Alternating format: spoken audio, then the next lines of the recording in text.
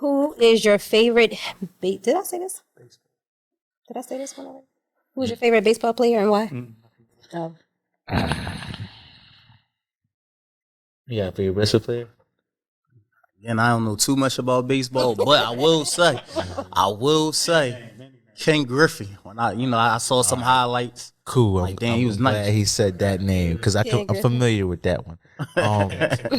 When Ken Griffey came up, it was Ken Griffey. I remember Sammy Sosa, and Mark McGuire. I'm glad you said Mark because I want to call him Tim, but that's the country boy, right? Mark McGuire. Between them, I just wanted to hit home runs. You know what I mean? So those was the people that we looked up to growing up. Same way we shoot shots and we say Kobe or Mike. You know what I mean? That's who I was swinging the bat. You know what I mean? Just let me get it out of the field. so how would they say that?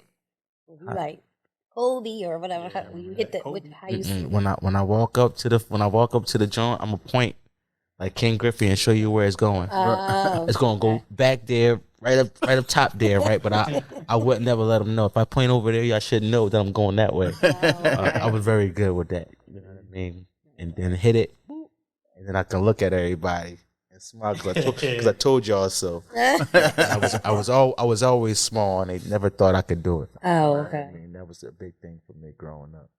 That's Remember, cool. he lefty, so y'all listen. Oh, he a lefty. I'm a righty. Look, He ain't ambidextrous. He ambidextrous. He hit with both hands. It's the lefty, yeah. I know you switch it. I'm left-handed writing, but I'm on my right hand. Wow. He ambidextrous though. I get around. So I get a brand. I'm around the plate, field, and all that. Infield, outfield, pitcher, catcher. Where you need me out there. Yeah. I'm surprised y'all ain't mentioned J-Roll from the city, Philadelphia. J-Roll. He all right. He was all right. Okay, cool. All right, that was another thing. Yeah, I was him growing up too. Miss Alicia Walls. Shout out to you. What's up, auntie? Yep. TJ Mama, friend TJ Mama, another friend for over 20 years. She was like our baseball coach, but like another / like mother of mine. She'll come get me from off of punishment. I'll be my mom. You can't go nowhere. Oh, can I go sit on the steps? No. Miss Alicia, can you call my mom, please? What you on trouble for? I'm on trouble. I don't even remember. All right. Hey, Miss Shante, can I come get Craig for a little bit? I'll bring him home by the time he come home. All right, no problem. He gonna be with you? Yes, ma'am. All right. She'll take me and thinking I'm got to go get ice cream stuff. No, let's go practice this baseball swing. Oh. She'll take me to the field without her son. Oh. Me, her, maybe her husband. You know what I mean? And take me to the baseball field and throw some balls, swing at some balls. Just doing things to keep me active. Back then I was playing football, I was playing baseball. But she was in the mix of all of that. I was going to summer camp. She the first one who put me on that. I wasn't used to even being away from my mom for more than a day or two. If I'm not spending the night at my friend's house, I'm not away from my mom. Right. That's my thing. So she would she would take me to camps that would be like a week long. You know, those camps were like Christian camps, religious camps. So we got church on Sundays. We're doing prayer before bedtime. Prayer in the mornings. We may have a midday church session. You know what I mean? But you're working. You're doing camping. You're doing tons of activities, arts and craft, and nature walks. Camp Lador. Yeah, that's up there. You know what's going on. Yeah, it was exactly a bunch what of you're it. They took Oh, us you right, went too? Yeah. Okay. Take us right to the neighborhood to show us something different. Yeah. And this was in the Poconos. So for a lot of us, we never knew what outside of the city was. So the shore, New Jersey, Wildwood, those were outings for us. This was the Poconos. Right. And we were on our own. We were without our parents, without anybody that we knew. Okay. If you know somebody, it was somebody that was on a bus with you, and they may not even be in the same cabin. You might see each other at the same pool, or maybe during lunch or dinner. That was my first time ever spending a night in the cabin. Yeah. And that was my first job. Yeah. Same thing. Came to the door washing dishes in there. Yeah, I was a dishwasher. I wound up you growing had up. jobs too? No, growing up. Oh, growing up. Getting older, when we was able to start working, those were things we look back on. I remember going to this camp. Maybe I can work there. So my first time, my first time was 15, and I went up there to work. Yeah. So we wasn't. Did you go there as a camp member, or you went there as an employee? All right. First I was younger. I was probably like 13. So you was going 13, and I went there. Then my sister went there with us, and then the next year, all right, that's 2 years, and then the third year, was when I was working. And I worked as a dishwasher. Me too. Okay. My first year.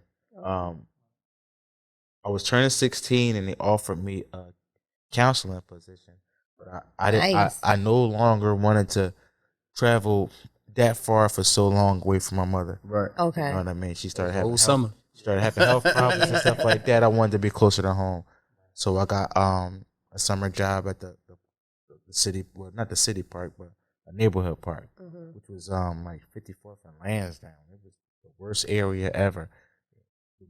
I'm 16, and there's kids that I thought I was better than just horrible. You know what I mean? Which made me humble myself, and that's when I shut up.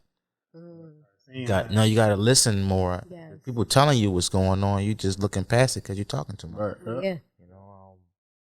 Just start opening my eyes. I'm getting older. I'm earning my own money.